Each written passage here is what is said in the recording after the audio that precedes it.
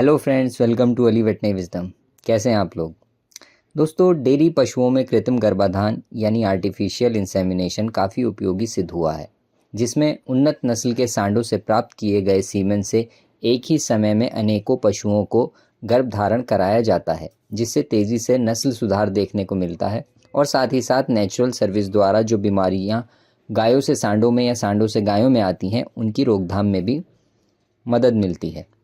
इस तकनीक की सफलता के लिए खास ट्रेनिंग की आवश्यकता होती है, जिसमें ट्रेनिंग ले रहे व्यक्ति को पशु के प्रजनन अंगों की विस्तार से जानकारी दी जाती है, जिससे वे पशु के प्रजनन अंगों में सही जगह पर सीमन को रख सकें और गर्भधारण यानी कंसेप्शन की संभावनाओं को बढ़ा सकें। क्योंकि अधिकतर तकनीकी सहायक जो एआई करते हैं अधिक पढ़े लिखे नहीं होते और पशु संरचना और अंगों का उन्हें कम ज्ञान होता है, इसलिए उनके लिए प्रजनन अंगों की सही जानकारी होना आवश्यक होता है। यह वीडियो ऐसे ही अनेकों एआई टेक्नीशियनों के ज्ञानवर्धन के लिए बनाया गया है। पशु के प्रजनन अंगों की संरचना, reproductive anatomy of cows.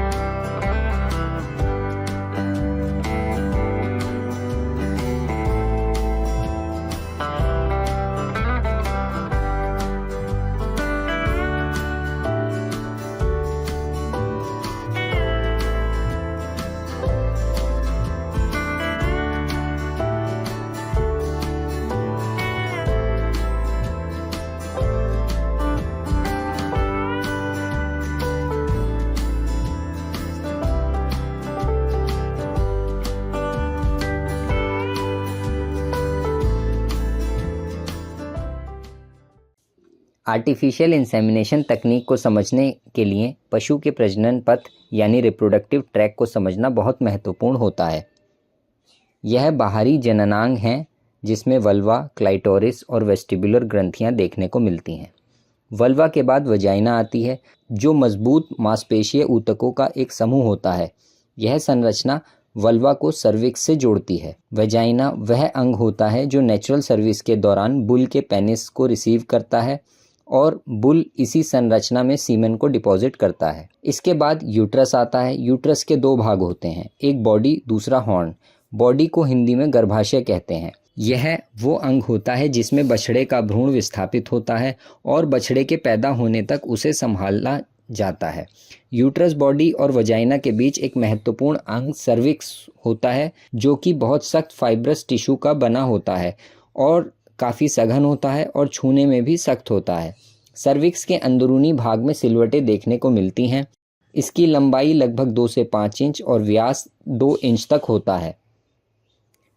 Cervix के आगे यूट्रस बॉडी होती है, जो कि कृत्रिम गर्भाधान के लिए सीमन को रखने की टारगेट साइट होती है। यह सॉफ्ट टिश्यू का बना होता है और 1 इंच तक लंबा होता है।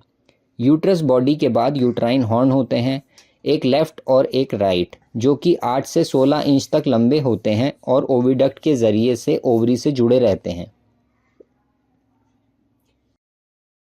ओविडक्ट काफ़ी पतली ट्यूब जैसी संरचना होती है, जिसमें स्पर्म और ओवम मिलते हैं और फर्टिलाइजेशन के बाद भ्रूण बनता है।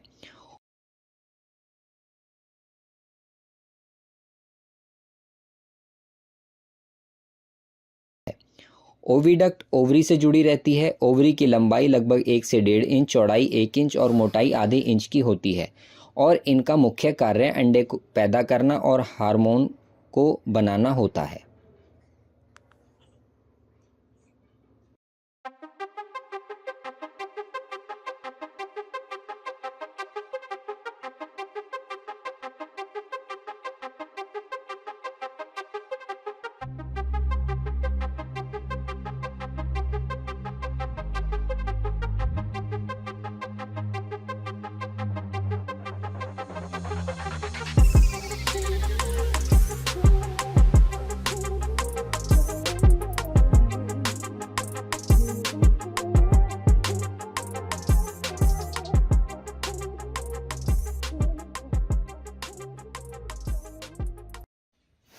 आइए अब आर्टिफिशियल इंसेमिनेशन टेक्निक के बारे में जानते हैं।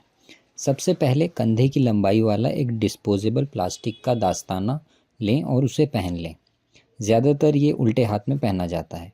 इसे किसी लुब्रिकेंट से चिकना कर लें और गाय के पीछे एक साइड में खड़े हो जाएं। उसके बाद अपनी उंगलियों से एक कोन जैसा स्ट्रक्चर बनाएं और धीरे से अपने हाथ को एनस के अंदर डालें, मतलब उस रास्ते में डालें जहाँ से गोबर बाहर आता है। एक बार जब हाथ पूरी तरीके से रेक्टम में चला जाए तो उस कोन को खोलें, मतलब अपनी उंगलियों को खोलें, और अगर ज़रूरत पड़े तो वहाँ पर जो भी गोबर हो उसे हटा दें। अक्सर गोबर रेक्टम के अंदर रहता है, लेकिन आपको अपना हाथ बाहर नहीं निकालना है और ना ही बहुत ज़्यादा उसे हिलाना है। अदरवाइज़ क्या होगा कि वहाँ पर हवा भर जाती है और एक बलूनिंग इफ़ेक्ट क्रिएट हो जाता है, जिसकी वजह से जो यूट्राइन सर्विक्स होता है वो पकड़ में नहीं आता है, और बिना सर्विक्स को पकड़े हम एआई नहीं कर सकते हैं, सीमन को डिपॉजिट नहीं कर सकते हैं।